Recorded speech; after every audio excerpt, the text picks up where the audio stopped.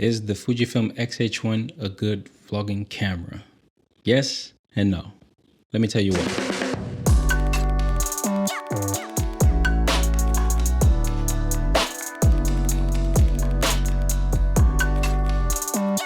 Before we get into this is all subjective and based off my own use with the FujiFilm X-H1. Now right off the bat, I believe the X-H1 is a great camera for video, which is the main reason I got it, for its video capabilities. I also got it because of the praise Fujifilm cameras get or receive from their film simulation features, which heavily influenced me to go out and get a Fujifilm camera. While I was out at the camera store, I was out at Dodd Camera here in Chicago. If you are ever in Chicago, definitely check them out. But the person I was talking to was educating me on the Fuji selections they had and was telling me about the X-H1. What I was thinking while he was talking was that this is a camera with high-end video capabilities and photo capabilities at a low cost was either too good to be true, or the influencers online was doing their job and swaying everyone to get the XT3, XT4, and the XS10.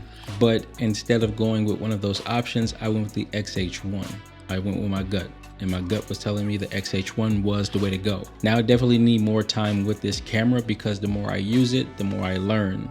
Also, with all of the pointers left in the comments, I feel like I've learned a lot over the past month or so. But I've been struggling in the lens area when it comes to vlogging or recording A-roll. And thus far, I have to be honest, vlogging with the X-H1 has been a nightmare. And here are a few shots where I attempted to vlog with it, and as you can see, it looks horrible. I've tried adapting with the X-H1 and it really didn't meet my expectations. It may be because I've been, I guess, tainted with the greatness of the Sony Autofocus, and I'm expecting the same, and I'm not approaching the X-H1 as being a separate camera from a separate manufacturer that needs time and some patience, and I need to create some workarounds. And thus far, I have to say that my experience using autofocus lenses hasn't been that great on the X-H1, but I'm 100% sure that the experience would be 1,000 times better if I were to use manual focus lenses with the Fujifilm X-H1, which has me thinking. I enjoy using manual focus lenses in settings where I feel autofocus would be a hindrance, but I just need that autofocus lens that will give me the experience I'm looking for. Because let's be honest, buying a camera today is all about the experience